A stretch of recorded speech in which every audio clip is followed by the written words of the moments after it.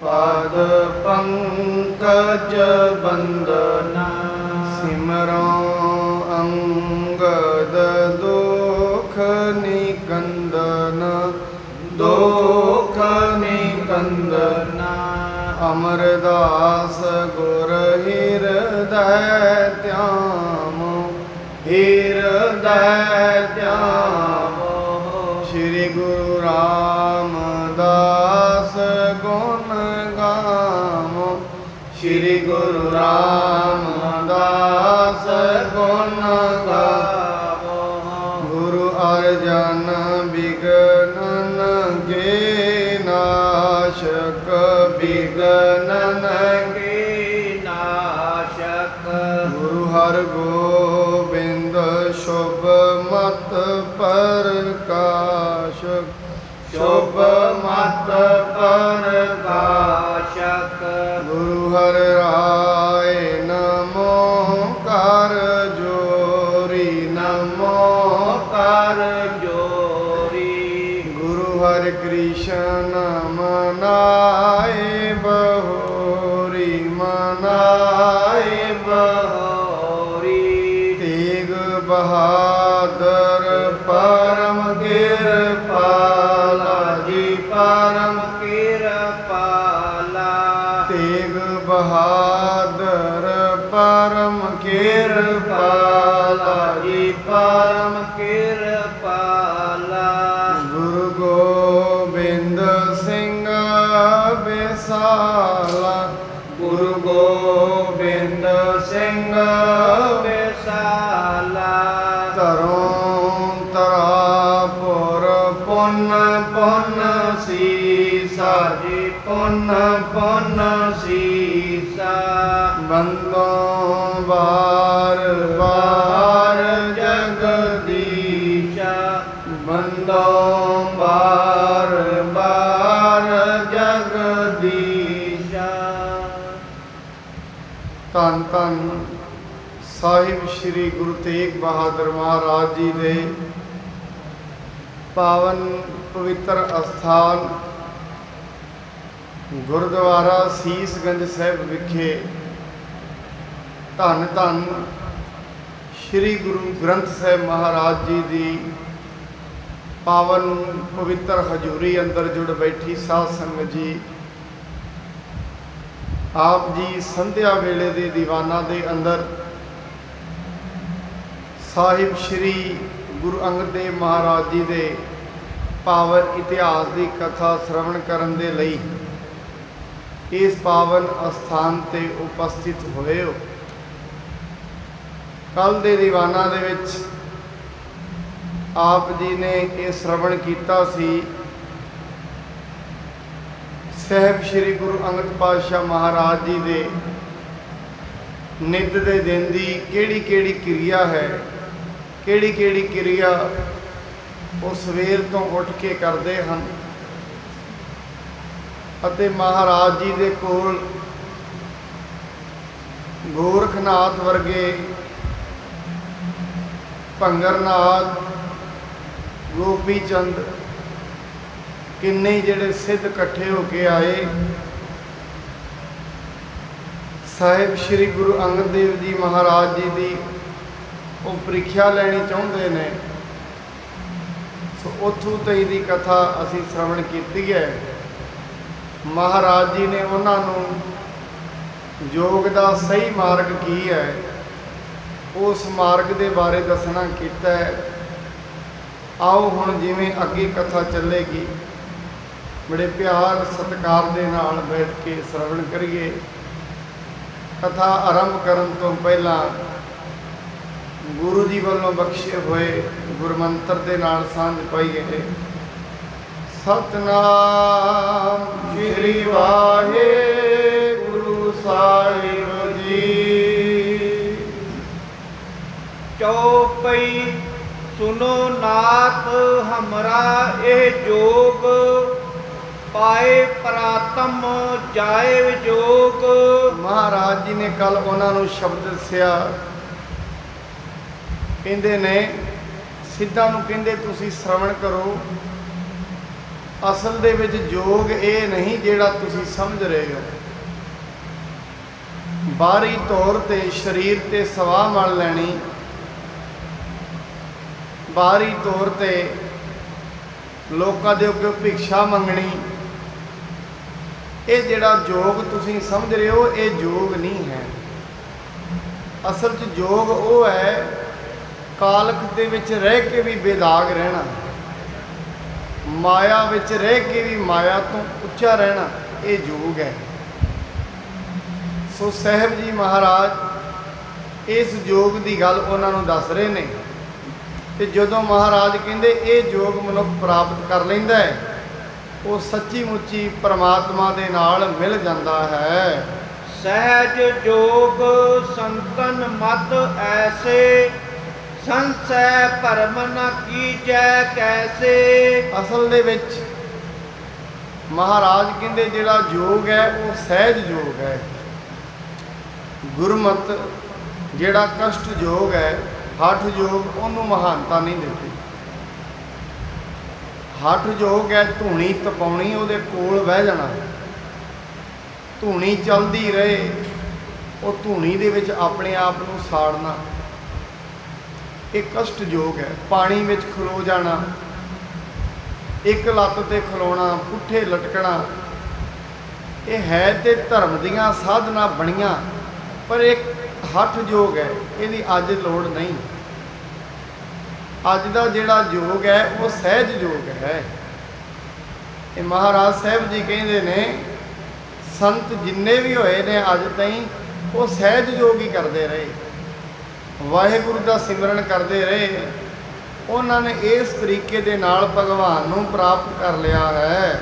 ਸ਼੍ਰੀ ਮੁਖ ਵਾਕ ਸ਼ਲੋਕ ਮਹੱਲਾ ਦੂਜਾ, ਦੀਖਿਆ ਆਪ ਆਖ ਬੁਝਾਇਆ, ਸਿਫਤੀ ਸੱਚ ਸਮੇਓ। ਕਹਿੰਦੇ ਜਿਨ੍ਹਾਂ ਨੂੰ ਗੁਰੂ ਨਾਨਕ ਦੇਵ ਜੀ ਦੀ ਸਿੱਖਿਆ ਨੇ ਪੜ੍ਹਾਇਆ ਹੋਏ, ਜਿਨ੍ਹਾਂ ਨੇ ਗੁਰੂ ਨਾਨਕ ਦੇਵ ਸਾਹਿਬ ਜੀ ਦੀ ਸਿੱਖਿਆ ਤੇ ਜਿਹੜੇ ਤੁਰੇ ਹੋਣ, ਐਵੇਂ ਸਮਝੋ ਜਿਹੜੇ ਗੁਰੂ ਦੀ ਸਿੱਖਿਆ ਤੇ ਤੁਰਦੇ ਨੇ, ਸਹਿਜੇ ਉਹ ਸੱਚ ਸਮਾ ਜਾਂਦੇ ਨੇ। ਗੁਰਬਾਣੀ ਨੇ, ਆਪਾਂ ਜਦੋਂ ਮਹਾਰਾਜ ਜੀ ਦੀ ਬਾਣੀ ਪੜ੍ਹਦੇ ਹਾਂ, ਬਾਣੀ ਮੁੜ ਮੁੜ ਕੇ ਇੱਕ ਹੀ ਇਸ਼ਾਰਾ ਕਰਦੀ ਹੈ, ਉਹਨੂੰ ਮੁੜ ਮੁੜ ਕੇ ਪਰਮਾਤਮਾ ਨਾਲ ਜੁੜ, ਪਰਮਾਤਮਾ ਨਾਲ ਜੁੜ। ਦੂਜਾ ਇਸ਼ਾਰਾ ਗੁਰਬਾਣੀ ਨਹੀਂ ਕਰਦੀ। ਪਖੰਡਵਾਦ ਦੇ ਉੱਤੇ 100 ਤੋਂ 150 ਸ਼ਬਦ ਨੇ ਮਹਾਰਾਜ ਦੀ ਬਾਣੀ 'ਚ। ਬਾਕੀ ਜਿੰਨੀ ਵੀ ਬਾਣੀ ਹੈ ਮੁੜ ਮੁੜ ਕੇ ਪਰਮੇਸ਼ਰ ਨੂੰ ਯਾਦ ਕਰਨ ਦੀ ਗੱਲ ਕਹਿੰਦੀ ਹੈ। ਮੁੜ ਮੁੜ ਕੇ ਬਾਣੀ ਕਹਿੰਦੀ ਹੈ ਪਰਮੇਸ਼ਰ ਨੂੰ ਮਿਲਿਆ ਕਿਵੇਂ ਜਾਏ, ਪਰ ਅਸਲ ਦੇ ਵਿੱਚ ਕੀਤੇ ਗਏ ਕਰਮਾਂ ਦੀ, ਪਿਛਲੇ ਜਨਮਾਂ ਦੇ ਸੰਸਕਾਰਾਂ ਦੀ ਪਰਤ ਇੱਡੀ ਮੋਟੀ ਚੜ੍ਹ ਗਈ ਹੈ ਮਨੁੱਖ ਦੇ ਮੱਤ ਦੇ ਉੱਤੇ, ਉਹ ਇੱਡੀ ਮੋਟੀ ਚੜ੍ਹੀ ਹੋਈ ਹੈ ਪਰਤ, ਉਹ ਮਨੁੱਖ ਤੇ ਗੁਰਬਾਣੀ ਉਹਦੇ ਮਨ ਨੂੰ ਸੁਣਨ ਹੀ ਨਹੀਂ ਦਿੰਦੀ। ਕਥਾ ਨੂੰ ਕੰਨ ਸੁਣ ਲੈਂਦੇ ਨੇ, ਕੀਰਤਨ ਨੂੰ ਕੰਨ ਸੁਣਦੇ ਨੇ, ਮਨ ਤੇ ਪਹੁੰਚਣਾ ਸਾਧਨਾ ਹੈ। ਸਰੀਰ ਪਹਿਲਾਂ ਤੇ ਸਰੀਰ ਨੂੰ ਲੈ ਕੇ ਆਉਣਾ ਸਤਸੰਗਤ 'ਚ, ਇਹ ਸਾਧਨਾ ਹੈ। ਇੱਥੇ ਬੈਠ ਕੇ ਫਿਰ ਕੰਨ ਸੁਣਨ, ਇਹ ਸਾਧਨਾ ਹੈ। ਕਿਉਂਕਿ ਸਰੀਰ ਨੂੰ ਬਹਾ ਕੇ ਰੱਖਣਾ ਕਥਾ ਦੇ ਵਿੱਚ ਇਹ ਵੀ ਸਾਧਨਾ ਹੈ। ਬੈਠਦਾ ਨਹੀਂ, ਸਰੀਰ ਨੂੰ ਧੱਕੇ ਨਾਲ ਹੀ ਬਹਾਉਣਾ ਪੈਂਦਾ, ਕਿਉਂਕਿ ਮਨ ਬਹਿੰਦਾ ਹੀ ਨਹੀਂ। ਸਤਸੰਗਤ ਦੇ ਵਿੱਚ ਕਿੱਥੇ ਬਹਿੰਦਾ ਮਨ? ਮਨ ਬਹਿੰਦਾ ਹੈ ਚੁਗਲੀਆਂ ਵਿੱਚ, ਨਿੰਦਾ ਵਿੱਚ, ਸਾਰਾ ਦਿਨ ਕਰਦਾ ਰਹੇ, ਨਾ ਤੇ ਮੂੰਹ ਥੱਕਦਾ ਨਾ ਕੰਨ ਥੱਕਦੇ ਨੇ। ਔਰ ਇੱਕ ਗੱਲ ਯਾਦ ਰੱਖਣਾ ਸਾਧ ਸੰਗਤ ਜੀ, ਇਹ ਚੁਗਲੀ ਨਿੰਦਾ ਹਰੇਕ ਮਨੁੱਖ ਹੀ ਕਰਦਾ ਹੈ। ਜੇ ਕੋਈ ਮਨੁੱਖ ਬਾਂਹ ਖੜੀ ਕਰੇ ਨਾ, ਮੈਂ ਨਹੀਂ ਕਰਦਾ ਨਾ, ਹਰੇਕ ਮਨੁੱਖ ਨੂੰ ਆਦਤ ਹੁੰਦੀ ਹੈ। ਕਿਉਂ? ਇਹ ਆਦਤ ਅੱਜ ਦੀ ਨਹੀਂ, ਕਈ ਜਨਮਾਂ ਤੋਂ ਤੁਰੀ ਆਉਂਦੀ ਹੈ। ਕਿਉਂਕਿ ਜਦੋਂ ਪਰਮੇਸ਼ਰ ਤੇ ਵਿਸ਼ਵਾਸ ਨਹੀਂ ਹੋਏਗਾ ਮਨੁੱਖ, ਉਦੋਂ ਨਿੰਦਾ ਕਰੇਗਾ। ਜਿਵੇਂ ਮਨੁੱਖ ਮੇਰੇ ਨਾਲ ਕਿਸੇ ਨੇ ਮਾੜਾ ਕੀਤਾ ਹੈ, ਹੁਣ ਉਹਦੀ ਨਿੰਦਾ ਕਰੇਗਾ। ਫਲਾਣਾ ਕੀਤਾ ਜਾਂ ਆਪਣੇ ਤੋਂ ਵੱਡੇ ਦੀ ਨਿੰਦਾ ਕਰੇਗਾ। ਉਹ ਨਿੰਦਾ ਕਰਦਾ ਕਿਉਂ ਹੈ? ਕਿਉਂਕਿ ਉਹਨੂੰ ਪਰਮੇਸ਼ਰ ਤੇ ਵਿਸ਼ਵਾਸ ਨਹੀਂ। ਜਿਨ੍ਹਾਂ ਨੂੰ ਪਰਮਾਤਮਾ ਤੇ ਵਿਸ਼ਵਾਸ ਨਹੀਂ ਨਾ ਹੁੰਦਾ ਉਹ ਮਨੁੱਖ ਅਕਸਰ ਨਿੰਦਾ ਕਰਦੇ ਹੀ ਵੇਖੇ ਗਏ ਨੇ। ਸਾਹਿਬ ਜੀ ਕਹਿ ਰਹੇ ਨੇ ਜਿਹੜੇ ਮਨੁੱਖ ਗੁਰੂ ਦੀ ਸਿੱਖਿਆ ਤੇ ਤੁਰਦੇ ਨੇ, ਗੁਰੂ ਦੀ ਸਿੱਖਿਆ ਤੇ ਤੁਰਦਿਆਂ ਤੁਰਦਿਆਂ ਇੱਕ ਦਿਨ ਉਹ ਸੱਚ ਦੇ ਵਿੱਚ ਸਮਾ ਜਾਂਦੇ ਹਨ। ਤਿਨ ਕੋ ਕਿਉ ਕਿਆ ਉਪਦੇਸੀਐ ਜਿਨ ਗੁਰ ਨਾਨਕ ਦੇਓ। ਮਹਾਰਾਜ ਜੀ ਇੱਥੇ ਦੋ ਅਰਥ ਕਰਦੇ ਨੇ। ਕਈ ਤੇ ਐਵੇਂ ਕਹਿੰਦੇ ਨੇ ਉਹਨਾਂ ਨੂੰ ਉਪਦੇਸ਼ਣ ਦੀ ਕੀ ਲੋੜ ਹੈ ਜਿਨ੍ਹਾਂ ਨੂੰ ਗੁਰੂ ਨਾਨਕ ਨੇ ਉਪਦੇਸ਼ ਦਿੱਤਾ। ਇੱਕ ਤੇ ਇਹ ਅਰਥ ਵਿਦਵਾਨ ਕਰਦੇ ਨੇ। ਕਹਿੰਦੇ ਨੇ ਇੱਕ ਦੂਜਾ ਅਰਥ ਕਰਦੇ ਨੇ, ਕਹਿੰਦੇ ਅਸਲ ਦੇ ਵਿੱਚ ਉਹਨਾਂ ਸਿੱਖਾਂ ਨੂੰ ਕਿਸੇ ਵੀ ਸਿੱਖ ਮਤ ਨਹੀਂ ਦਿੱਤੀ ਜਾ ਸਕਦੀ ਜਿਨ੍ਹਾਂ ਦਾ ਗੁਰੂ ਆਪ ਪਰਮੇਸ਼ਰ ਹੋਏ। ਗੁਰੂ ਨਾਨਕ ਸਾਹਿਬ ਜੀ ਮਹਾਰਾਜ ਨਿਰੰਕਾਰ ਸਵਰੂਪ ਨੇ, ਸਰੀਰ ਗੁਰੂ ਨਹੀਂ, ਬਾਣੀ ਗੁਰੂ, ਗੁਰੂ ਹੈ ਬਾਣੀ, ਬਾਣੀ ਗੁਰੂ ਹੁੰਦੀ ਹੈ। ਕਿਉਂਕਿ ਬਾਣੀ ਕੰਨਾਂ ਨਾਲ ਸੁਣੀ ਜਾਂਦੀ ਹੈ, ਉਹ ਸੁਣੀ ਹੋਈ ਬਾਣੀ ਤੇ ਮਨ ਅਮਲ ਕਰਦਾ ਹੈ, ਤਾਂ ਹੀ ਤੇ ਬਾਣੀ ਨੂੰ ਗੁਰੂ ਕਿਹਾ ਗਿਆ। ਬਾਣੀ ਗੁਰੂ ਕਿਉਂ ਹੈ? ਕਿਉਂਕਿ ਸਾਡੇ ਅੰਦਰ ਜਿਹੜੇ ਸੰਸਕਾਰ ਬਣੇ ਨੇ ਉਹ ਵਿਚਾਰਾਂ ਦੇ ਬਣੇ ਹੋਏ ਨੇ, ਭਾਵਾਂ ਦੇ, ਤੇ ਉਹ ਜਿਹੜੇ ਭਾਵ ਨੇ ਵਿਚਾਰਾਂ ਦੁਆਰਾ ਬਾਹਰ ਆਉਂਦੇ ਨੇ। ਜਿੰਨੇ ਵੀ ਮਨੁੱਖ ਦੇ ਅੰਦਰ ਭਾਵ ਨੇ ਨਾ ਉਹ ਵਿਚਾਰਾਂ ਨਾਲ ਹੀ ਬਾਹਰ ਆਉਂਦੇ ਨੇ। ਜਿਵੇਂ ਕੋਈ ਮਨੁੱਖ ਕੋਲ ਦੀ ਲੰਘੇ ਤੇ ਅੱਖਾਂ ਕੱਢ ਜਾਏ, ਅੰਦਰ ਭਾਵ ਬਣਿਆ, ਉਹ ਭਾਵ ਕ੍ਰੋਧ ਦੇ ਰੂਪ ਵਿੱਚ ਬਾਹਰ ਆਏਗਾ। ਹੁਣ ਜਿਹੜੇ ਉਸ ਭਾਵ ਨੂੰ ਕੱਟਣ ਵਾਸਤੇ ਕਿਸੇ ਡਾਂਗ ਦੀ, ਕਿਸੇ ਤਲਵਾਰ ਦੀ ਲੋੜ ਨਹੀਂ, ਭਾਵ ਭਾਵਾਂ ਦੇ ਤਰੀਕੇ ਨਾਲ ਬਾਹਰ ਜਾਂਦੇ ਨੇ। ਗੁਰਬਾਣੀ ਭਾਵ ਹੈ। ਜਿਸ ਦਿਨ ਇਹ ਵਾਲੇ ਭਾਵ ਅੰਦਰ ਆ ਜਾਣਗੇ ਉਹ ਵਾਲੇ ਭਾਵ ਖਤਮ ਹੋ ਜਾਣਗੇ। ਹੁਣ ਜਦੋਂ ਤਾਈਂ ਉਹ ਦੂਜੇ ਭਾਵ ਅੰਦਰ ਨੇ ਇਹ ਭਾਵ ਚੱਲਦੇ ਰਹਿਣਗੇ, ਇਹ ਭਾਵ ਅਸਰ ਨਹੀਂ ਕਰਦੇ। ਇਸ ਕਰਕੇ ਬਾਣੀ ਕਹਿੰਦੀ ਹੈ, ਕਹਿੰਦੇ ਉਹਨਾਂ ਨੂੰ ਉਪਦੇਸ਼ਣ ਦੀ ਕੀ ਲੋੜ ਹੈ ਜਿਨ੍ਹਾਂ ਦਾ ਗੁਰੂ ਆਪ ਪਰਮੇਸ਼ਰ ਹੋਵੇ। ਜੋ ਪਈ ਇਮ ਸੁਨ ਸਿੱਧ ਭਏ ਸੋ ਪ੍ਰਸੰਨ ਸ੍ਰੀ ਨਾਨਕ ਤੁਮ ਰੂਪ ਸੋ ਧੰਨ। ਇਹ ਗੱਲ ਸੁਣ ਕੇ ਨਾ ਸਿੱਖ ਬੜੇ ਪ੍ਰਸੰਨ ਹੋਏ। ਬੜੀ ਸੋਹਣੀ ਜੋਗ ਦੀ ਗੱਲ ਗੁਰੂ ਜੀ ਨੇ ਸੁਣਾਈ ਹੈ। ਕਹਿੰਦੇ ਸਾਹਿਬ ਜੀ ਤੁਸੀਂ ਧੰਨ ਹੋ, ਤੁਸੀਂ ਹੀ ਗੁਰੂ ਨਾਨਕ ਦੇ ਰੂਪ ਹੋ।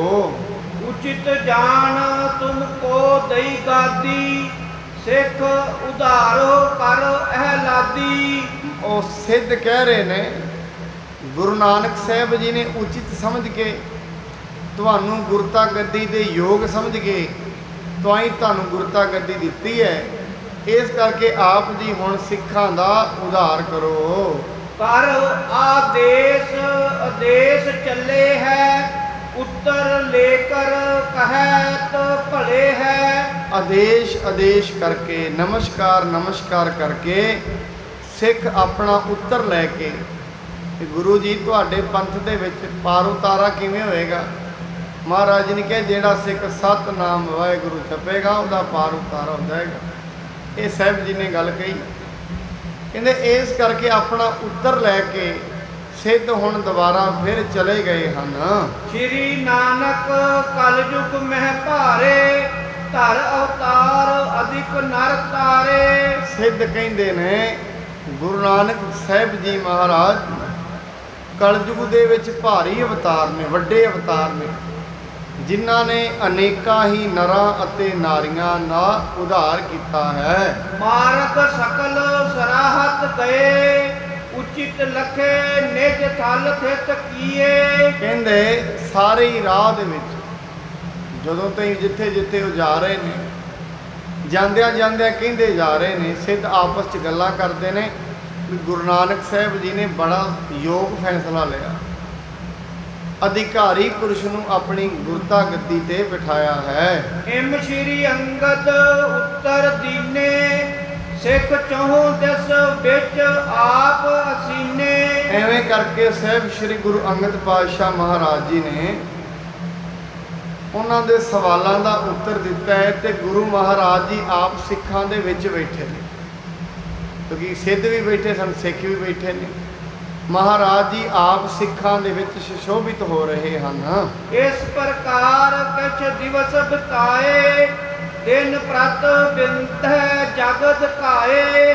ਐਵੇਂ ਕਰਕੇ ਦਿਨ ਬੀਤਦੇ ਗਏ, ਦਿਨ ਲੰਘਦੇ ਜਾ ਰਹੇ ਨੇ।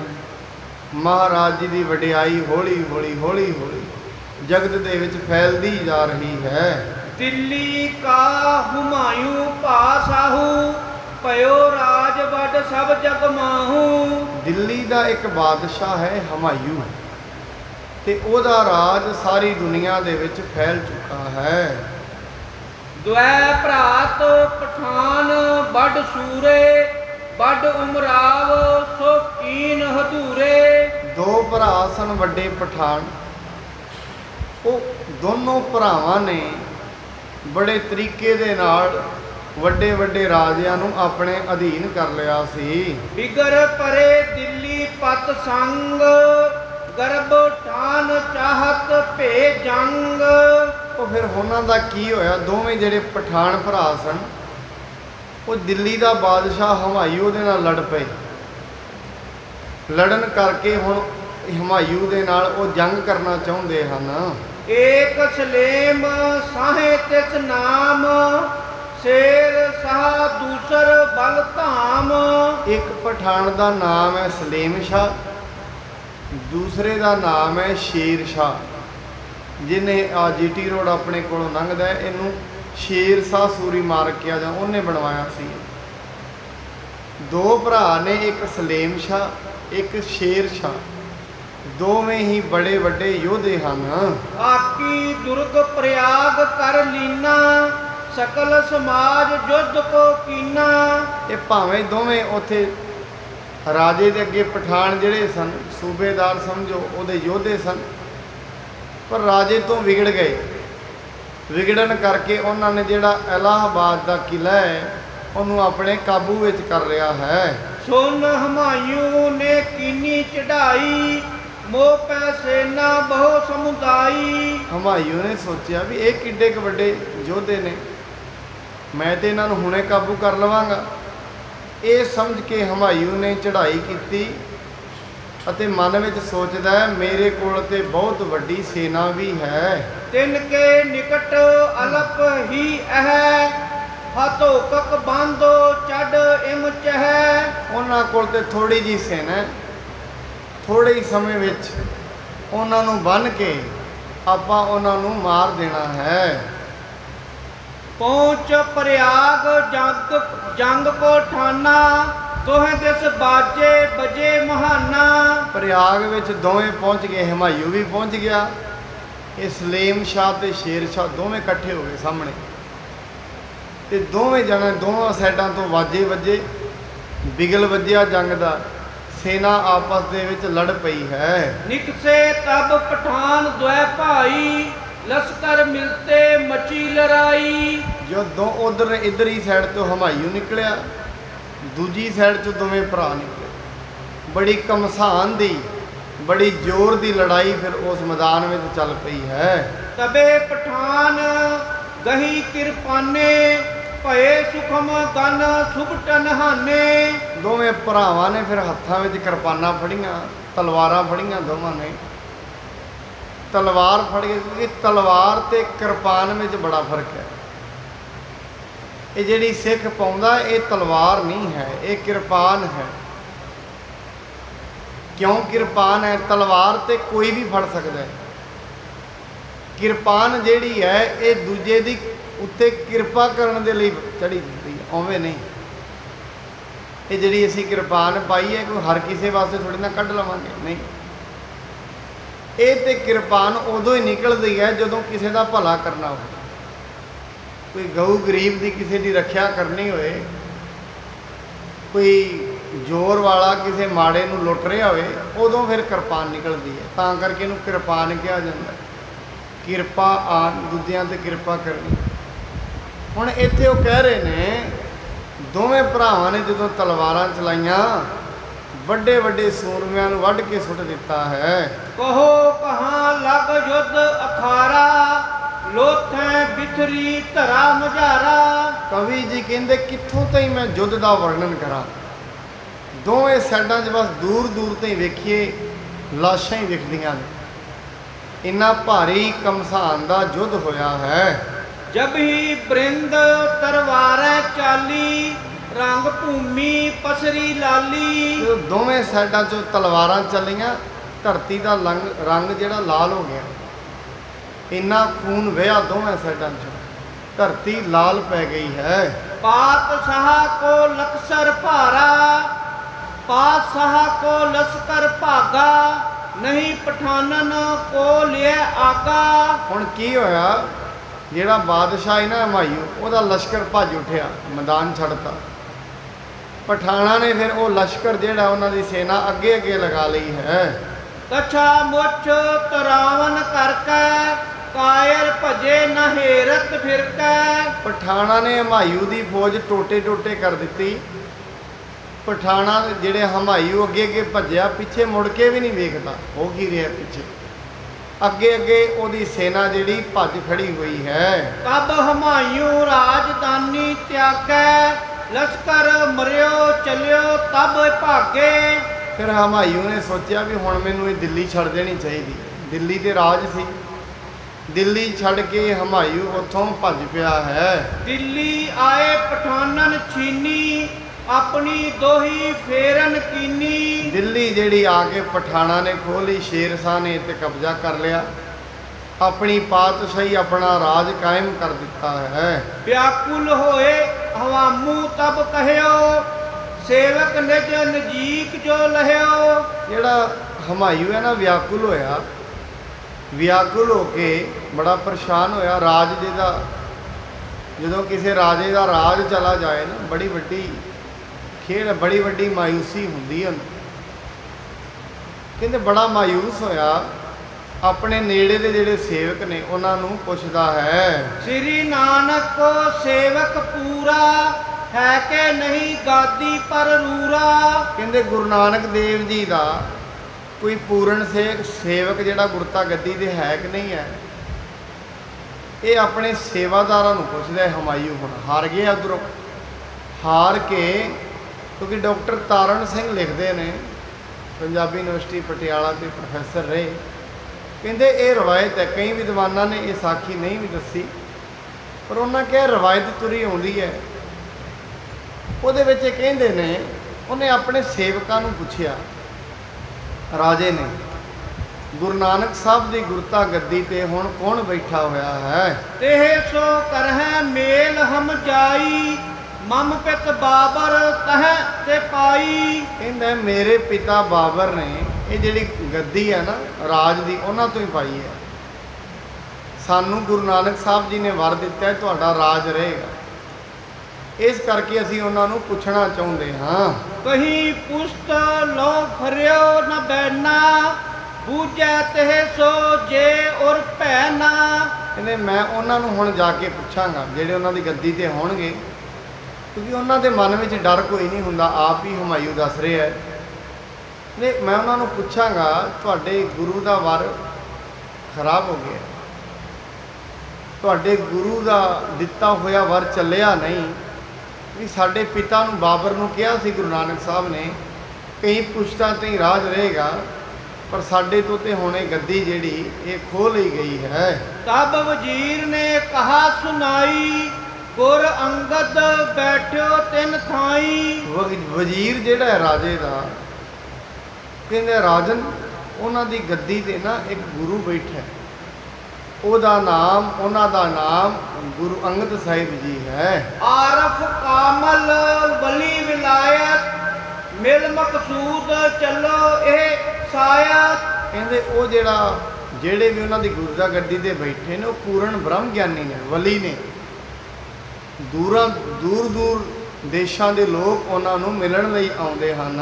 ਭਲੋ ਵਿਚਾਰ ਆਪਨੇ ਕੀਨੋ, ਬੂਝੋ ਤਿੰਨ ਇਹ ਪਦ ਜਿਨ ਦੀਨੋ। ਕਹਿੰਦੇ ਬੜੀ ਚੰਗੀ ਵਿਚਾਰ ਹੈ ਤੁਹਾਡੀ, ਜਾ ਕੇ ਪੁੱਛਣਾ ਤੇ ਚਾਹੀਦਾ ਵੀ ਇਹ ਕਿਉਂ ਹੋ ਗਿਆ।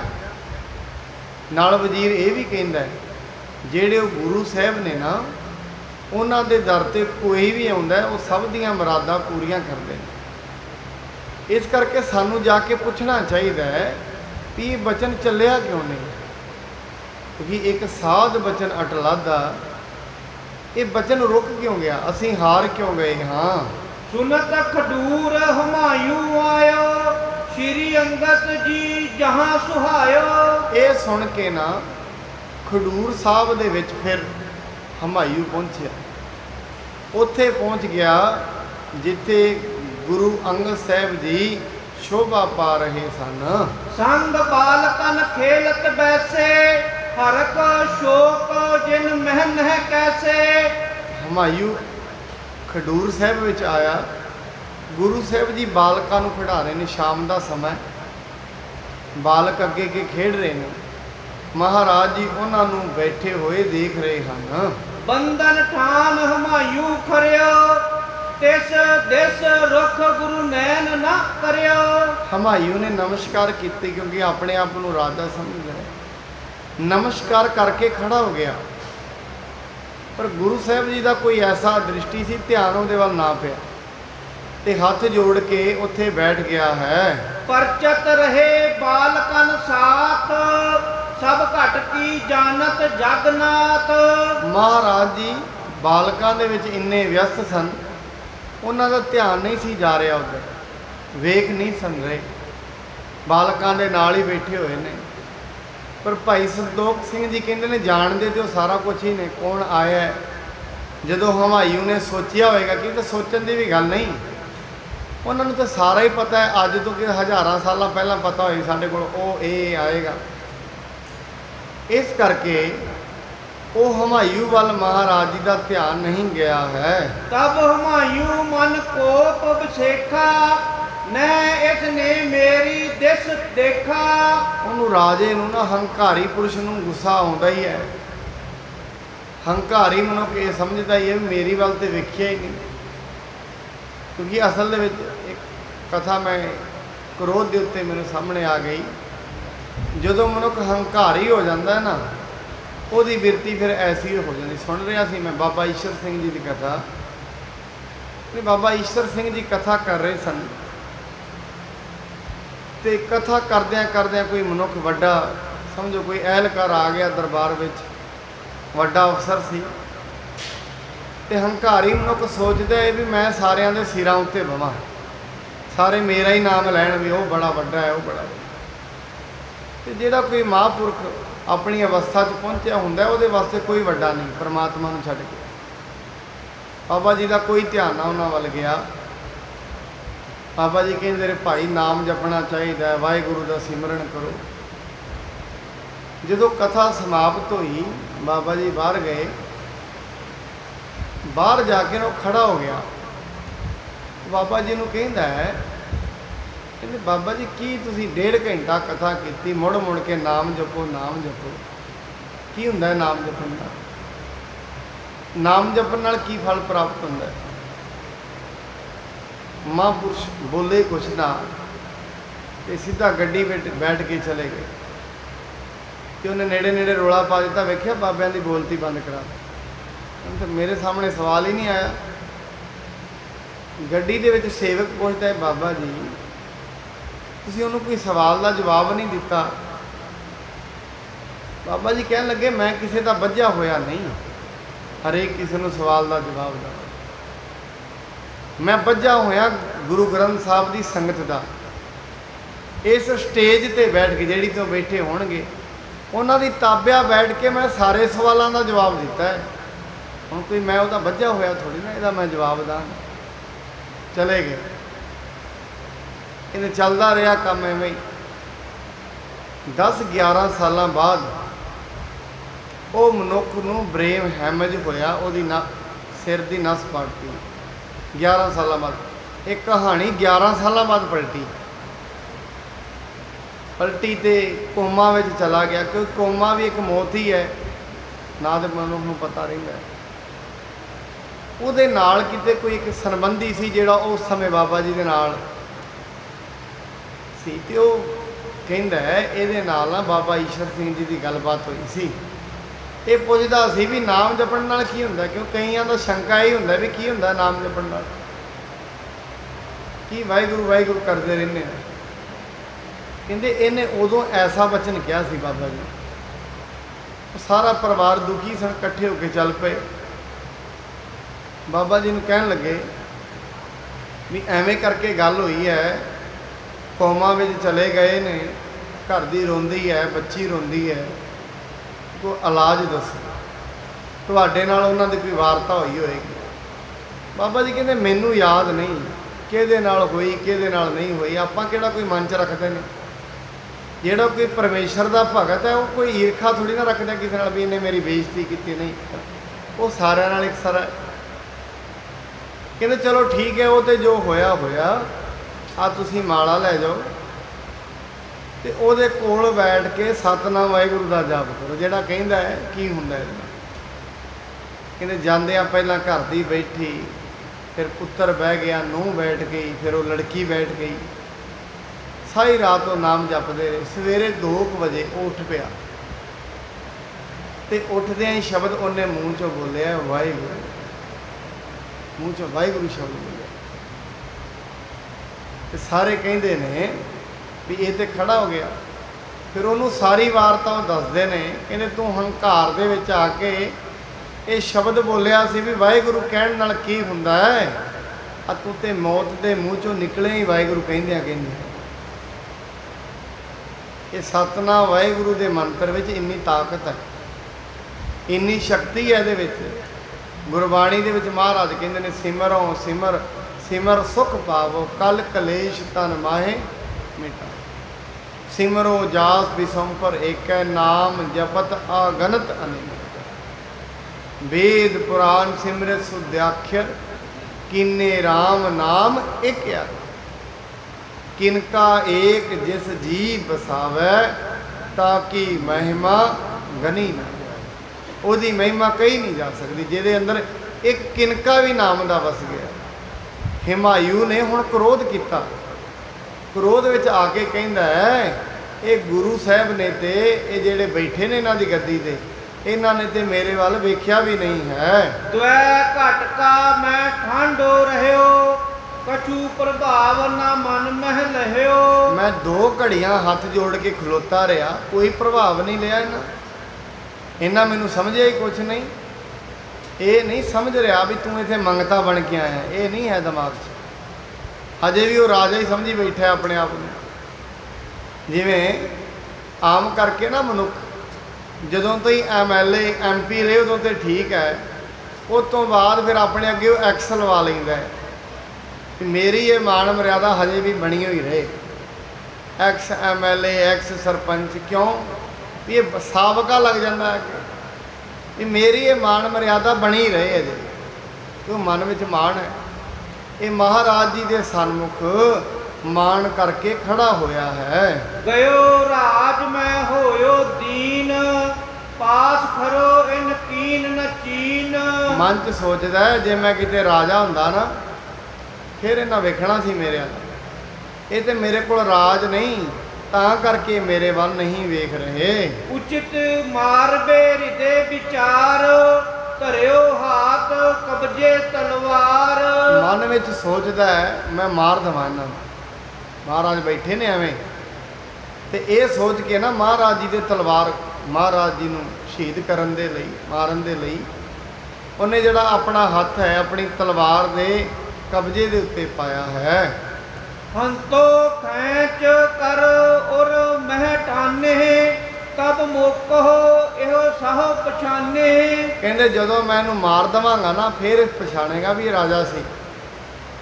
हजे ते बैठे ने ना मेरे वाल नहीं देख रहे, मैं तलवार कढ़ के इन्हां नूं मार देना फिर ये वेखणगे, फिर इन्हां नूं पता लगेगा मैं राजा हाँ या कौन हाँ। उदय भयो ऐचन को जबै, मुष्ट संग कर चिमटियो तबै। जो तलवार खिंचन लग्या ना मारन दे लई हथ बज्झा ही रह गया, मुट्ठी नाल निकलिया ही नहीं।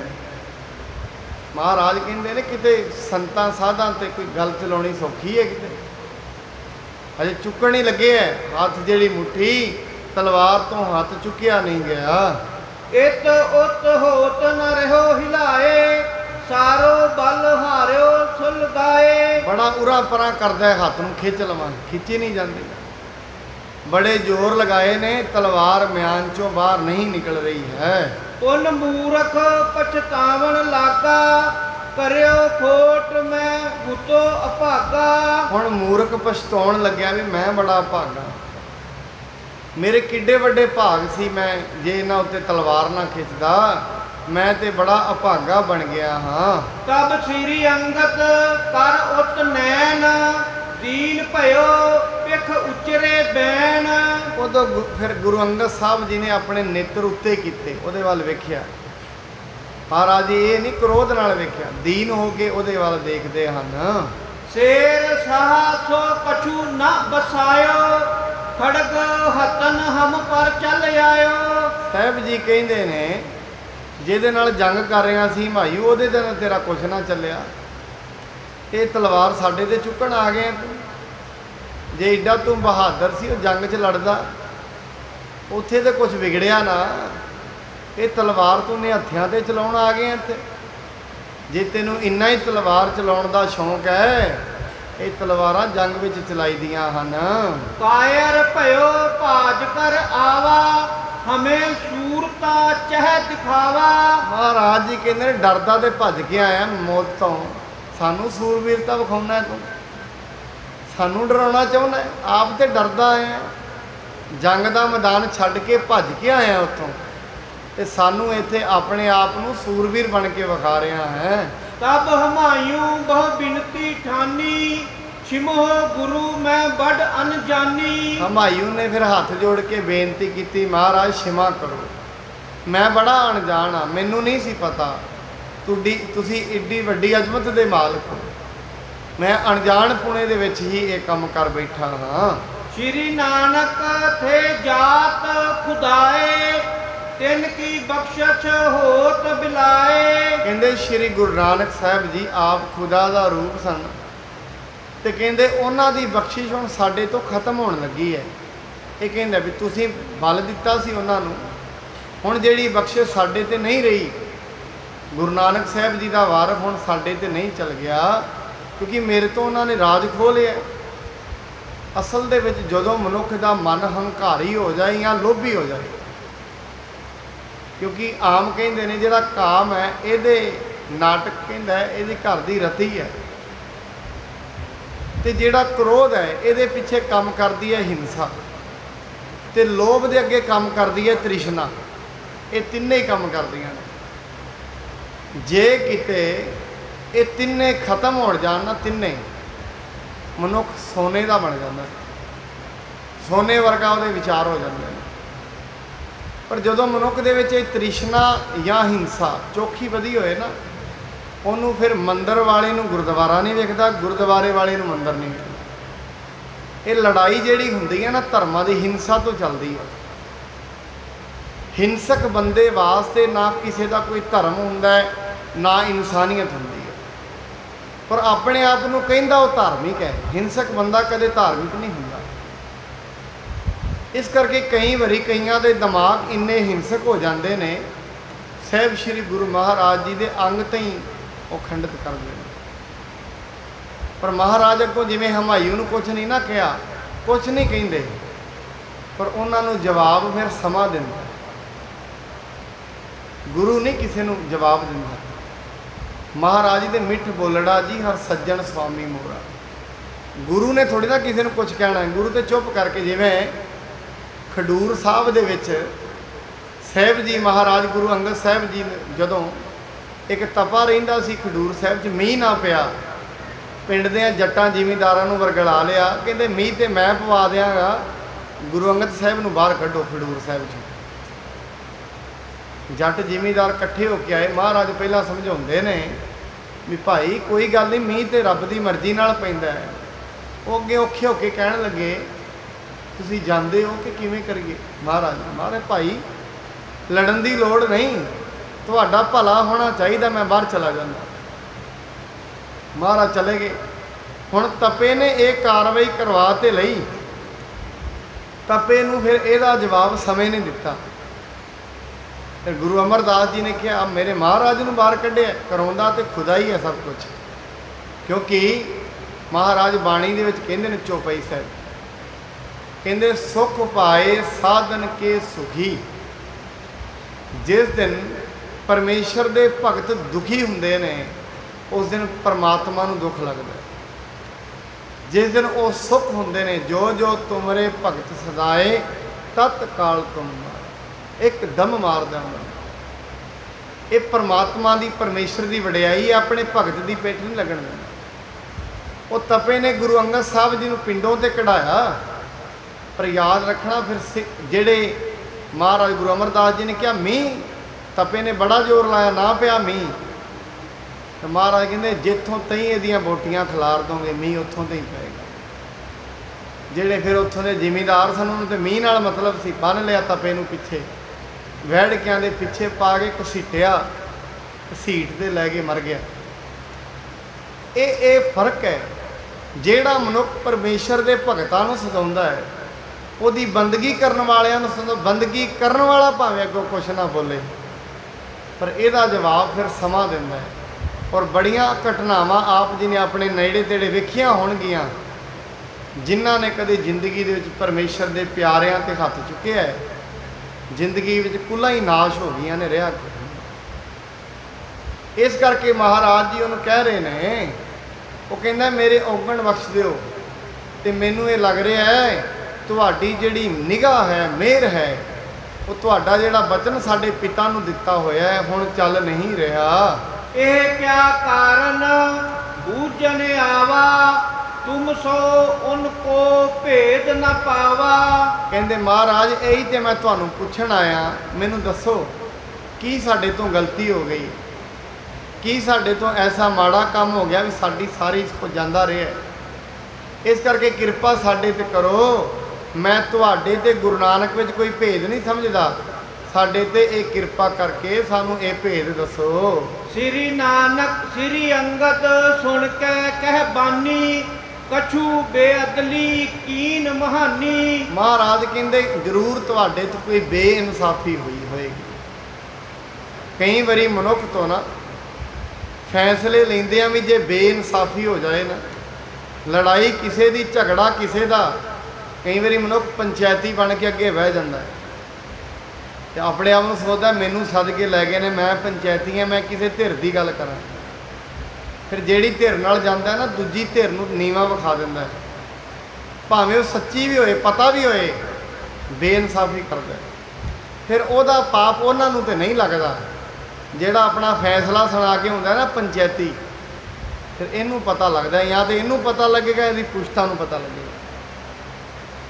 ਬੇਇਨਸਾਫੀ ਇਸ ਕਰਕੇ ਮਹਾਰਾਜ ਕਹਿੰਦੇ ਨੇ ਦੁਨੀਆ ਤੇ ਜਦੋਂ ਵੀ ਰਾਜ ਜਾਂਦੇ ਨੇ ਨਾ ਕਿਸੇ ਕੋਲੋਂ, ਬੇਇਨਸਾਫੀਆਂ ਕਰਕੇ ਜਾਂਦੇ। ਜਦੋਂ ਚੋਖੀਆਂ ਬੇਇਨਸਾਫੀ ਮਨੁੱਖ ਕਰਨ ਲੱਗ ਜਾਏ, ਯਾਦ ਰੱਖਣਾ ਘਰਾਂ ਦੇ ਮੂੰਹ ਪਲਟ ਜਾਂਦੇ। ਜਿਸ ਦਿਨ ਮਨੁੱਖ ਜ਼ਿਆਦਾ ਹੀ ਵੱਧ ਕੇ ਲੋਕਾਂ ਨੂੰ ਤੰਗ ਕਰਨ ਲੱਗ ਜਾਏ, ਚੋਖਾ ਹੀ ਵੱਧ ਜਾਏ, ਯਾਦ ਰੱਖਣਾ ਇਹ ਫਿਰ ਪੁੱਠੇ ਦਿਨਾਂ ਦੀ ਨਿਸ਼ਾਨੀ ਹੁੰਦੀ ਹੈ। ਹਰੇਕ ਕਿਸੇ ਨੂੰ ਦੱਬਣ ਲੱਗ ਜਾਏ, ਹਰੇਕ ਕਿਸੇ ਤੋਂ ਬੇਇਨਸਾਫੀ ਕਰਕੇ ਪੈਸਾ ਇਕੱਠਾ ਕਰਨ ਲੱਗ ਜਾਏ। ਮਹਾਰਾਜ ਗੁਰੂ ਅੰਗਦ ਸਾਹਿਬ ਕਹਿੰਦੇ ਰਾਜ ਇਵੇਂ ਨਹੀਂ ਜਾਂਦੇ, ਰਾਜ ਦੇ ਤੁਹਾਡੇ ਪੱਕੇ ਨੇ, ਪਰ ਤੁਸੀਂ ਆਪਣੇ ਰਾਜ ਵਿੱਚ ਕੋਈ ਬੇਇਨਸਾਫੀ ਕੀਤੀ ਹੈ। ਜਾਂ ਤੇ ਭਇਓ ਤੋਹੇ ਤ੍ਰਿਸਕਾਰਾ, ਅਬ ਜੇ ਧਰਤ ਨਾ ਕਰ ਤਰਵਾਰਾ। ਮਹਾਰਾਜ ਕਹਿੰਦੇ ਇਸ ਕਰਕੇ ਤੁਹਾਡੀ ਹੀਣਤਾ ਹੋਈ ਹੈ, ਤਾਂ ਕਰਕੇ ਤੁਸੀਂ ਜੰਗ ਹਾਰੇ ਹੋ, ਤੁਸੀਂ ਕੋਈ ਬੇਇਨਸਾਫੀ ਕੀਤੀ ਹੈ। ਤੇ ਦੂਜੀ ਗੱਲ ਕਹਿੰਦੇ ਮਹਾਰਾਜ ਇਹ ਜਿਹੜੀ ਤਲਵਾਰ ਤੂੰ ਫੜੀ ਹੈ ਨਾ, ਜੀ ਕਿਤੇ ਹੁਣ ਇਹ ਤਲਵਾਰ ਤੂੰ ਸਾਡੇ ਤੇ ਨਾ ਕੱਢਦਾ। ਤੋ ਪਾਤ ਸਾਹਿਤ ਅਬ ਹੀ ਪਾਵਤ, ਦਰਸ਼ਨ ਕੋ ਫਲ ਆਨੰਦ ਬਤਾਵਤ। ਮਹਾਰਾਜ ਕਹਿੰਦੇ ਜੇ ਤੂੰ ਸਾਡੇ ਤੇ ਤਲਵਾਰ ਨਾ ਖਿੱਚਦਾ, ਇਹ ਪਾਤਸ਼ਾਹੀ ਤੈਨੂੰ ਅੱਜ ਹੀ ਦੁਬਾਰਾ ਮਿਲਣੀ ਸ਼ੁਰੂ ਹੋ ਜਾਣੀ ਸੀ, ਅੱਜ ਹੀ। ਪਰ ਅੱਜ ਤੂੰ ਸਾਡੇ ਤੇ ਤਲਵਾਰ ਕੱਢ ਲਈ ਹੈ, ਇਹ ਕਰਮ ਹੋਰ ਮਾੜਾ ਕਰਤਾ। ਕਹਿੰਦੇ ਕਿਉਂਕਿ ਦਰਸ਼ਨਾਂ ਦਾ ਜਿਹੜੀ ਸਾਡੇ ਅੰਦਰ ਜੋਤ ਹੈ, ਮਹਾਰਾਜ ਕਹਿੰਦੇ ਮੇਰੇ ਦਰਸ਼ਨ ਨਹੀਂ, ਇਹ ਜਿਹੜੀ ਜੋਤ ਪਰਮੇਸ਼ਰ ਦੀ ਵਾਪਰੀ ਹੈ, ਇਹਦੇ ਦਰਸ਼ਨਾਂ ਦਾ ਇੰਨਾ ਫਲ ਹੈ, ਰਾਜ ਤੇ ਨਾਲ ਹੀ ਮਿਲ ਜਾਂਦਾ। ਇਹ ਗੁਰੂ ਆਪਾਂ ਰੋਜ਼ ਪੜ੍ਹਦੇ ਹਾਂ, ਦਰਸ਼ਨ ਪਰਸਿਐ ਗੁਰੂ ਕੈ, ਜਨਮ ਮਰਨ ਦੁੱਖ ਜਾਏ। ਐਸੀ ਗੱਲ ਨਹੀਂ ਕੋਈ ਸ਼ਰਧਾ ਧਾਰ ਕੇ ਦਰਸ਼ਨ ਕਰੇ, ਉਹ ਬਖਸ਼ਿਸ਼ਾਂ ਅੱਜ ਵੀ ਵਾਪਰਦੀਆਂ ਨੇ। ਗੱਲ ਹੈ ਸ਼ਰਧਾ ਦੀ। ਜਿਉਂ ਜਿਉਂ ਸ਼ਰਧਾ ਵੱਧਦੀ ਹੈ, ਮਹਾਰਾਜ ਕਹਿੰਦੇ ਹਮਾਯੂ ਜੇ ਕਿਤੇ ਤਲਵਾਰ ਤੂੰ ਅੱਜ ਨਾ ਕੱਢਦਾ ਤੈਨੂੰ ਪਾਤਸ਼ਾਹੀ ਅੱਜ ਹੀ ਦੁਬਾਰਾ ਮਿਲ ਜਾਣੀ ਸੀ। ਜਾਏ ਵਿਲਾਇਤ ਅਬ ਫਿਰ ਆਵੋ, 76 ਤਖਤ ਦਿੱਲੀ ਪੁੰਨ ਪਾਵੋ। ਮਹਾਰਾਜ ਕਹਿੰਦੇ ਇਸ ਕਰਕੇ ਹੁਣ ਜਾਓ, ਇੱਕ ਵਾਰੀ ਆਪਣੇ ਘਰ ਜਾਓ, ਭਾਵ ਇਹ ਹਿੰਦੁਸਤਾਨ ਦੇਸ਼ ਨੂੰ ਛੱਡ ਜਾਓ, ਦੁਬਾਰਾ ਫਿਰ ਆਇਓ ਚੜ੍ਹਾਈ ਕਰਨ। ਦੁਬਾਰਾ ਫਿਰ ਜਦੋਂ ਤੁਸੀਂ ਇੱਥੇ ਆਓਗੇ ਜੰਗ ਕਰਨ, ਤੁਹਾਨੂੰ ਦੁਬਾਰਾ ਦਿੱਲੀ ਦਾ ਤਖਤ ਫਿਰ ਮਿਲ ਜਾਏਗਾ। ਸੁਨ ਇਮ ਗਇਓ ਵਿਲਾਇਤ ਥਾਨ, ਕਹੇ ਤੇ ਲਸ਼ਕਰ ਲੀਨ ਮਹਾਨ। ਇਤਿਹਾਸ ਇਹ ਦੱਸਦਾ ਹੈ, ਇਹ ਜਿਹੜਾ ਹਮਾਯੂ ਫਿਰ ਵਾਪਸ ਗਿਆ ਆਪਣੇ ਦੇਸ਼, ਉੱਥੋਂ ਫਿਰ ਲਸ਼ਕਰ ਭਾਰੀ ਲੈ ਕੇ ਫਿਰ ਚੜ੍ਹਾਈ ਕਰਦਾ ਹੈ। ਹਿੰਦੁਸਤਾਨ ਕਰੀ ਸਰ ਆਏ, ਖਾਨ ਨਾਮ ਸਭ ਹਨ ਮਰਵਾਏ। ਇਹ ਫਿਰ ਇਹਨੇ ਦੁਬਾਰਾ ਤੋਂ ਆ ਕੇ ਦਿੱਲੀ ਦੇ ਤਖਤ ਤੇ ਬੈਠ ਗਿਆ, ਜਿੰਨੇ ਵੀ ਖਾਨ ਸਨ ਪਠਾਨ ਸਨ ਸਾਰੇ ਮਰਵਾ ਦਿੱਤੇ। ਦੋਹਰਾ ਸਤਿਗੁਰ ਬੇਪਰਵਾਹੋ ਨੀਤ, ਰਾਗ ਦ્વੈਸ ਚਿਤ ਨਾਹੀ। ਸਾਹਿਬ ਸ੍ਰੀ ਗੁਰੂ ਅੰਗਦ ਪਾਤਸ਼ਾਹ ਮਹਾਰਾਜ ਜੀ ਸਾਰਾ ਦਿਨ ਬੇਪਰਵਾਹ ਰਹਿੰਦੇ ਨੇ, ਕਿਸੇ ਨਾਲ ਕੋਈ ਈਰਖਾ ਨਹੀਂ, ਦਵੈਕ ਨਹੀਂ, ਕਿਸੇ ਦਾ ਕੋਈ ਡਰ ਨਹੀਂ। ਭੈ ਕਾਹੂ ਕੋ ਦੇਤ ਨਹਿ ਭੈ ਮਾਨਤ ਆਨ, ਕਹੋ ਨਾਨਕ ਸੁਨ ਰੇ ਮਨਾ ਗਿਆਨੀ ਤਾਹੇ ਪਠਾਨ। ਨਾ ਕਿਸੇ ਦਾ ਡਰ ਲੈਂਦਾ ਤੇ ਨਾ ਕਿਸੇ ਨੂੰ ਦਿੰਦਾ, ਬੇਪਰਵਾਹ। ਉਹ ਬੇਪਰਵਾਹ ਸਦਾ ਰੰਗ ਹਰ ਕੇ, ਸਦਾ ਬੇਪਰਵਾਹ ਰਹਿੰਦੇ ਨੇ, ਜਿਨ੍ਹਾਂ ਦੀ ਲਿਵ ਪਰਮੇਸ਼ਰ ਦੇ ਨਾਲ ਜੁੜ ਜਾਂਦੀ ਹੈ। ਕਰਹਿ ਭਾਵਨਾ ਪਾਏ ਤਿਮ, ਜੇ ਨਰ ਚੱਲ ਡਿੱਗ ਜਾਹੇ। ਜਿਹੜੇ ਮਨੁੱਖ ਆਪਣੇ ਮਨ ਦੇ ਵਿੱਚ ਕੋਈ ਵੀ ਇੱਛਾ ਧਾਰ ਕੇ ਗੁਰੂ ਅੰਗਦ ਸਾਹਿਬ ਜੀ ਦੇ ਕੋਲ ਮਹਾਰਾਜ ਦੇ ਦਰਬਾਰ ਵਿੱਚ ਜਾਂਦੇ ਨੇ, ਆਪਣੀਆਂ ਸਾਰੀਆਂ ਮਨੋਕਾਮਨਾਵਾਂ ਉਹ ਪੂਰਨ ਕਰਵਾ ਲੈਂਦੇ ਹਨ। ਦੋਹਰਾ ਅਬ ਸ੍ਰੀ ਗੁਰ ਅੰਗਦ ਨਿਕਟ ਸਿੱਖ, ਭਏ ਜੋ ਆਏ। ਹੁਣ ਗੁਰੂ ਅੰਗਦ ਸਾਹਿਬ ਜੀ ਦੇ ਕੋਲ ਜਿੰਨੇ ਵੀ ਸਿੱਖ ਆ ਕੇ ਬੈਠੇ ਹਨ, ਕਹੋ ਕਥਾ ਨਿਰਧਾਰ ਕਰ, ਸੁਣੋ ਸੰਤ ਚਿਤ ਲਾਏ। ਹੁਣ ਭਾਈ ਸੰਤੋਖ ਸਿੰਘ ਜੀ ਕਹਿੰਦੇ ਨੇ ਅੱਜ ਤਾਈਂ ਮਹਾਰਾਜ ਕੋਲ ਜਿੰਨੇ ਵੀ ਸਿੱਖ ਆਏ, ਹੁਣ ਮੈਂ ਸਾਰਿਆਂ ਦੀ ਉਹਨਾਂ ਦੀ ਕਥਾ ਆਪ ਜੀ ਦੇ ਸਾਹਮਣੇ ਦੱਸਣ ਲੱਗਾ ਹਾਂ। ਚੌਪਈ ਸੇਵਕ ਰਹਿ ਪਾਸ ਇੱਕ ਜੀਵਾ, ਸੇਵ ਹੈ ਸਰਦਾ ਧਰੇ ਸਦੀਵਾ। ਮਹਾਰਾਜ ਜੀ ਦਾ ਨਾ ਇੱਕ ਸੇਵਕ ਸੀ, ਉਹਦਾ ਨਾਂ ਸੀ ਭਾਈ ਜੀਵਾ। ਉਹ ਸਤਿਗੁਰੂ ਗੁਰੂ ਅੰਗਦ ਸਾਹਿਬ ਜੀ ਦੀ ਰੋਜ਼ ਸੇਵਾ ਕਰਿਆ ਕਰਦਾ ਸੀ। ਦਏ ਸੋ ਖਿਚੜੀ ਕਰਕੇ ਤਿਆਰ, ਲਿਆਏ ਅਚਾਵਤ ਅਪਰ ਆਹਾਰ। ਉਹ ਮਹਾਰਾਜ ਜੀ ਨੂੰ ਨਾ ਭੋਜਨ ਤੇ ਖਿਚੜੀ ਬਣਾ ਕੇ ਦਿੰਦਾ ਹੁੰਦਾ। ਸਾਹਿਬ ਜੀ ਨੂੰ ਖਿਚੜੀ ਬਣਾ ਕੇ ਦੇਣੀ, ਭੋਜਨ ਬਣਾ ਕੇ ਦੇਣਾ। ਇਹ ਭਾਈ ਜੀਵਾ ਬੜੀ ਸ਼ਰਧਾ ਨਾਲ ਸਤਿਕਾਰ ਨਾਲ ਗੁਰੂ ਜੀ ਦੇ ਵਾਸਤੇ ਭੋਜਨ ਤਿਆਰ ਕਰਕੇ ਲਿਆਇਆ ਕਰਦਾ ਸੀ। ਇੱਕ ਦਿਨ ਘਟੀ 4 ਦਿਨ ਰਹਿਓ, ਗੁਰ ਸੋ ਹਾਥ ਜੋਰ ਬਚ ਕਹਿਓ। ਕਹਿੰਦੇ ਇੱਕ ਦਿਨ 4 ਘੜੀਆਂ ਦਿਨ ਰਹਿੰਦਾ ਸੀ, ਉਹਨੇ ਭਾਈ ਜੀਵੇ ਨੇ ਮਹਾਰਾਜ ਜੀ ਦੇ ਅੱਗੇ ਹੱਥ ਜੋੜ ਕੇ ਬੇਨਤੀ ਕੀਤੀ ਹੈ, ਆਜ ਚਲਤ ਹੈ ਪਾਏ ਅੰਧੇਰੀ, ਹਟੇ ਨਹੀਂ ਨਿਰਣੈ ਕਰ ਹੇਰੀ। ਕਹਿੰਦੇ ਮਹਾਰਾਜ ਮੈਂ ਨਿਰਣਾ ਕਰ ਲਿਆ, ਅੱਜ ਹਨੇਰੀ ਬੜੀ ਚੱਲ ਰਹੀ ਹੈ ਔਰ ਮੈਨੂੰ ਪਤਾ ਹੈ ਇਹ ਹਨੇਰੀ ਅੱਜ ਨਹੀਂ ਰੁਕੇਗੀ। ਬੜੀ ਨਿਸ਼ਾ ਬੀਤੇ ਹਟ ਜਾਏ, ਅਬ ਤੋਂ ਬਹਿਤ ਮਹਾਰਾਜ ਛਾਏ। ਕਹਿੰਦੇ ਵੱਡੀ ਰਾਤ ਬੀਤਣ ਬਾਅਦ ਸਭ ਹਟ ਜਾਵੇਗੀ ਤੇ ਸਾਰੇ ਬੰਨੇ ਮੈਂ ਵੇਖ ਰਿਹਾ ਮਿੱਟੀ ਹੀ ਮਿੱਟੀ ਚੜੀ ਹੋਈ ਹੈ। ਪਾਕ ਆਪ ਕੋ ਹੋਵੇ ਜਬ ਹੈ, ਮਿਟੈ ਅੰਧੇਰੀ ਰਜ ਸੋ ਸਭ ਹੈ। ਮਹਾਰਾਜ ਜੀ ਜੇ ਕਿਤੇ ਤੁਹਾਡਾ ਵਾਕ ਹੋ ਜਾਏ ਨਾ, ਕਿਉਂਕਿ ਭੈ ਵਿੱਚ ਚੱਲੇ ਲੱਖ ਦਰਿਆ, ਭੈ ਵਿੱਚ ਪਵਨ ਵਹੈ ਸਦ ਵਾਓ। ਮਹਾਰਾਜ ਤੁਹਾਡੇ ਦੇ ਹੁਕਮ ਵਿੱਚ ਚੱਲਦੀ ਹੈ ਹਨੇਰੀ, ਜੇ ਕਿਤੇ ਤੁਹਾਡਾ ਹੁਕਮ ਹੋਏ ਨਾ ਇਹ ਹਨੇਰੀ ਹੁਣ ਹੀ ਰੁਕ ਜਾਏਗੀ। ਕਰ ਲੇਵ ਮੈਂ ਤੁਰਤ ਆਹਾਰਾ, ਤੁਮਹਿ ਅਚਾਵੋ ਬਿਬਦ ਪ੍ਰਕਾਰਾ। ਮਹਾਰਾਜ ਤੁਸੀਂ ਹਨੇਰੀ ਨੂੰ ਨਾ ਬੰਦ ਕਰਵਾ ਦਿਓ, ਇਹ ਬੰਦ ਹੋ ਜਾਏਗੀ, ਮੈਂ ਫਟਾਫਟ ਖਿਚੜੀ ਬਣਾ ਲਾਂਗਾ, ਤੁਹਾਡੇ ਵਾਸਤੇ ਰੋਟੀ ਬਣਾ ਲਾਂਗਾ, ਪ੍ਰਸ਼ਾਦਾ ਤਿਆਰ ਕਰਕੇ ਆਪ ਜੀ ਨੂੰ ਛਕਾ ਦੇਵਾਂਗਾ। ਬਹੁਰੋ ਚਲੇ ਜਥਾ ਅਬ ਅਹੈ, ਸ਼੍ਰੀ ਅੰਗਦ ਸੁਨ ਨਿਸ਼ਟੈ ਕਹਿ। ਮਹਾਰਾਜ ਜੀ ਨੂੰ ਕਹਿੰਦਾ ਮਹਾਰਾਜ ਫੇਰ ਚਲਵਾ ਦਿਓ, ਇੱਕ ਵਾਰੀ ਮੈਂ ਰੋਟੀ ਆਪਣਾ ਪ੍ਰਸ਼ਾਦਾ ਬਣਾ ਲਵਾਂ, ਫਿਰ ਤੁਸੀਂ ਚਲਵਾ ਦਿਓ। ਫਿਰ ਜਦੋਂ ਨਿਸ਼ਚਾ ਹੋ ਜਾਏਗਾ, ਭਾਵ ਗੁਰੂ ਅੰਗਦ ਸਾਹਿਬ ਜੀ ਨੇ ਉਹਦੀ ਗੱਲ ਸੁਣ ਕੇ ਉਸ ਨੂੰ ਬਚਨ ਕਹੇ ਹਨ। ਐਸੋ ਨਹੀਂ ਮਨੋਰਥ ਕਰੀਐ ਜਿਸ ਤੇ ਮਹਾ ਦੋਸ਼ ਸਿਰ ਧਰੀਐ ਹੈ। ਮਹਾਰਾਜ ਕਹਿੰਦੇ ਐਸਾ ਨਾ ਕਦੇ ਵੀ ਮਨੋਰਥ ਕਰੀ, ਕਦੇ ਨਾ ਜ਼ਿੰਦਗੀ ਵਿੱਚ ਕਹੀਂ, ਇਹਦੇ ਤੋਂ ਤੇ ਬੜਾ ਵੱਡਾ ਪਾਪ ਲੱਗਦਾ ਹੈ। ਜਿਹੜਾ ਮਨੋਰਥ ਤੁਸੀਂ ਕਹਿ ਰਹੇ ਹੋ ਨਾ ਹਨੇਰੀ ਬੰਦ ਕਰਾ ਦੇਵੋ, ਐਸਾ ਕਦੇ ਵੀ ਨਹੀਂ ਕਹਿਣਾ ਚਾਹੀਦਾ। ਪਰਮੇਸ਼ਰ ਜੋ ਬਾਏ ਬਹਾਈ ਇਸ ਤੇ ਬਹੁ ਕਾਰਜ ਨਿਭਾਈ। ਮਹਾਰਾਜ ਫਿਰ ਉਹਨੂੰ ਦੱਸਦੇ ਨੇ, ਭਾਈ ਇਹ ਜਿਹੜੀ ਹਵਾ ਚੱਲ ਰਹੀ ਹੈ ਐਵੇਂ ਨਹੀਂ ਚੱਲ ਰਹੀ, ਪਰਮੇਸ਼ਰ ਦਾ ਕੰਮ ਹੈ ਇਹ ਦੁਨੀਆ ਤੇ ਸਭ ਨੂੰ ਰੋਟੀ ਦੇਣੀ।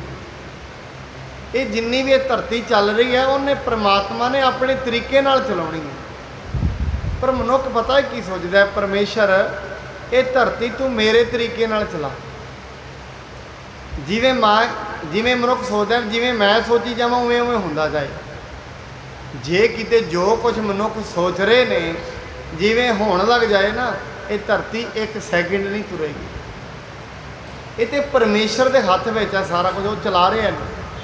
ਕਹਿੰਦੇ ਭਾਈ ਇਹ ਜਿਹੜੀ ਹਵਾ ਚੱਲ ਰਹੀ ਹੈ ਇਸ ਹਵਾ ਤੋਂ ਪਰਮੇਸ਼ਰ ਬੜੇ ਕਾਰਜ ਕਰਦਾ ਹੈ।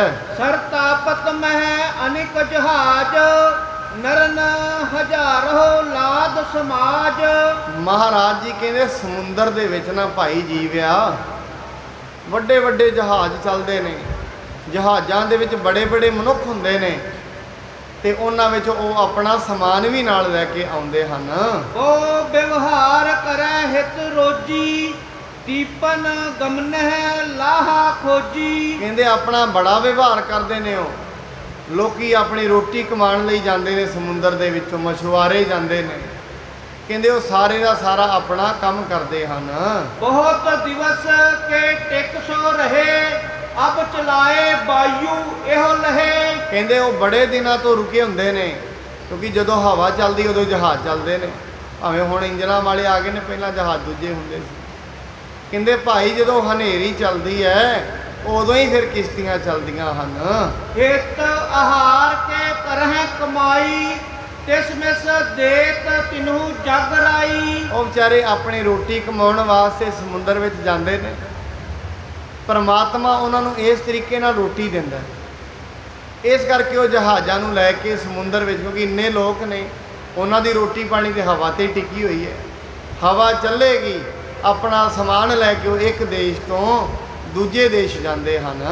ਧਰਤੀ ਜਹਾਂ ਤਾਂਬਰ ਕੀ ਹੈ ਲੱਖੋਂ ਵਿਸ਼ਿਅਰ ਤਿਸ ਥਲ ਰਹਿ। ਮਹਾਰਾਜ ਕਹਿੰਦੇ ਜਿੱਥੇ ਧਰਤੀ ਤਾਂਬੇ ਦੀ ਹੁੰਦੀ ਹੈ, ਕੋਈ ਐਸਾ ਸਥਲ ਵੀ ਹੈ ਦੁਨੀਆ ਤੇ, ਕੋਈ ਅੱਡ-ਅੱਡ ਤਰੀਕੇ ਦੀ। ਕਿਤੇ ਧਰਤੀ ਦੇ ਵਿੱਚ ਮੈਗਨੀਸ਼ੀਅਮ ਜ਼ਿਆਦਾ ਹੈ, ਕਿਤੇ ਧਰਤੀ ਦੇ ਵਿੱਚੋਂ ਅੱਡ-ਅੱਡ ਪਦਾਰਥ ਨਿਕਲਦੇ ਨੇ। ਜਿਵੇਂ ਇੱਥੇ ਪਾਣੀ ਹੈ, ਕਈ ਥਾਵਾਂ 'ਤੇ ਪਾਣੀ ਨਹੀਂ, ਧਰਤੀ ਦੇ ਥੱਲੋਂ ਤੇਲ ਨਿਕਲਦਾ।